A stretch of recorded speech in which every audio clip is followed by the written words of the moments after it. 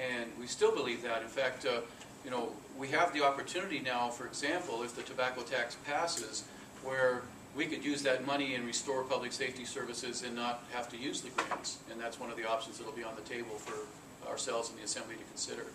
So it is kind of a backup plan to have those grants. And again, I mean, if public safety is job number one, sometimes you know, maybe have to modify your thinking on whether you use grants. And one of the things that helped us, I guess, think about the grant process was public safety grants have been fairly consistent over the years. They vary in amount, but it seems like when the federal government does do grant programs, that either the COPS type programs or fire safety programs are fairly consistently granted.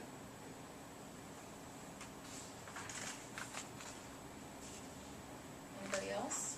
Surely. Mr. Mayor, how do you speak to the Assemblyman's concern that dipping some public safety resources, fire in particular, will save money monthly, but will kick up in terms of insurance? I don't think that's so. I think our insurance rating is based on a bigger picture. And normally, you know, when we talked with the insurance rating companies, one of the prime factors in the insurance rating is accessibility of water. That's really the main thing when they look at the fire rating qualifications. We feel like we still have adequate equipment in all of our various fire stations, that our response times, our ability to fight fires will remain consistently very high, and I don't think it's going to affect any insurance premiums. The other day you and I talked, and we talked about the negotiating process. You ask for, you start somewhere and you try to find somewhere in between. Yeah. I'm not trying to nail you, pin you down on anything Sure. like that. But by starting out with this stroke, and the other Assemblywoman pointed out that 65% of the cuts, for cocktail napkin math, 65% of the cuts are police and fire. Why start negotiating with them so out front? Why use them as one of the first negotiating blocks? Well, I think they're the majority of the budget. I mean, that's the key to it. Is, I mean, they represent the largest single block of city government spending. So if you're going to make any significant impact in finding concessions and working with them, that's where you have to start. They're the biggest two spending departments combined. So good place to start. And what of the skill set that is required for detectives?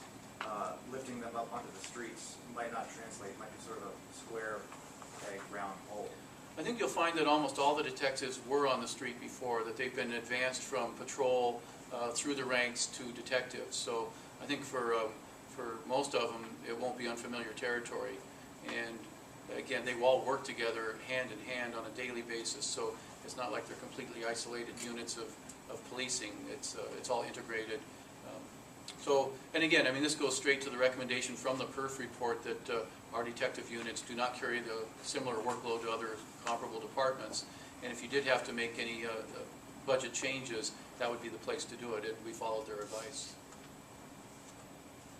Do you worry about, or have you talked with the police chief about when these detectives take up, you know, street positions again, that some of them would say, you know, I'm overqualified for this, I want to be doing detective work, and may seek work elsewhere?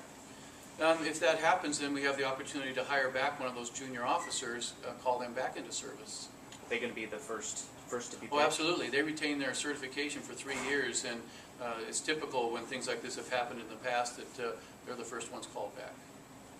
You've got a highly trained, you know, officer, so that's always your first resource if you want to backfill.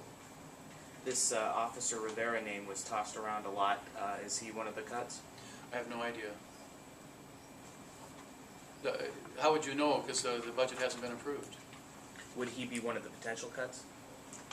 Again, it's really premature. I mean, the budget process is just beginning. We've got 2 months worth of assembly interaction. It could end up being that, you know, at the end of the day, this looks a lot different. So it's just not proper to talk about specific people and specific cuts just yet. Mr. Mayor, the police union says that your budget proposal today confirms what they had in your ad campaign. I'm assuming that you see that differently. Well, they said 15 officers being laid off, and with the grant that we received, I think we're down to 7. So they were we're half wrong, I guess. I had written down 12, sorry. I've adjusted my notes. 12? 12 junior officers? 12 junior, you're right, yeah, 12 junior officers. Yeah. So after the grant is applied, it's 12 junior No, officers. it's 4 fewer. The grant will fund 4 officers, so it's down to 8. Okay. So they're still about half right.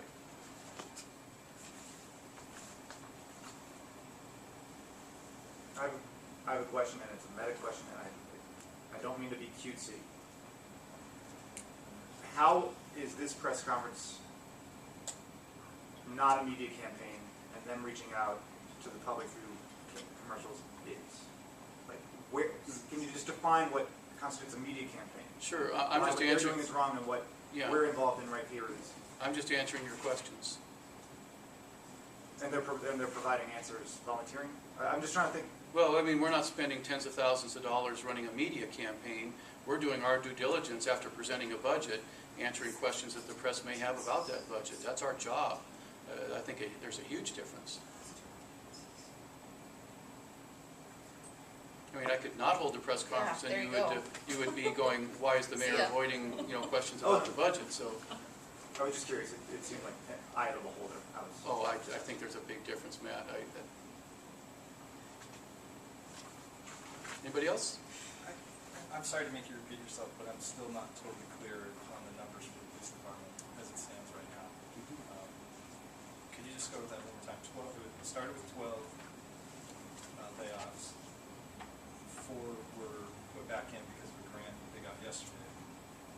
So we're at 8 now? Correct. And that's only 8 junior officers. Cheryl, did you want to? Well, I just want to point out that, since the mayor finalized his budget decisions, it's our understanding that 2 more officers are going to be leaving. So it's a management decision then for the chief as to how he's going to deploy the resources that he has in terms of his workforce. So, I mean, it's going to be moving. Yeah. But I mean, But as our it stands budget right now. numbers are as the mayor described, based on what we knew a week, 10 days ago. Gotcha. So that's 8. Yes. If the chief decides to use those 4 positions, we haven't heard from him. I don't know Right. how he's going to use the grant proceeds, so. Yeah, that's a good point. It funds 4 officers, and he could well want to use them in specialty units. Any number of position categories is where he could direct that resource. So since we just found out yesterday that it's been approved, as Ms. Frasca suggested, it probably will be a few days at least before the chief will have time to assimilate just how he wants to spend that money. Okay, so the official budget release says 12 officers. If the chief opts to use the grant money to fund 4 officers, then it would be 8. Correct. But if he opts to use it in another segment or sector or department or something like that within the police department, it could stay at 12 or be anywhere in between Sure. 8 and 12. Yeah, I think we can just make a general assumption, though, that because our budget goal is to make sure that the number of officers on the street on any given shift maintain its current service level, that would certainly be one of our goals, is to make sure that there's no decrease in cops on the street. So, what were some of the main things that, I know you mentioned one of them, but what are some of the main things from PERF that you pay attention to with the police department? Were there anything related to community policing that you? Sure.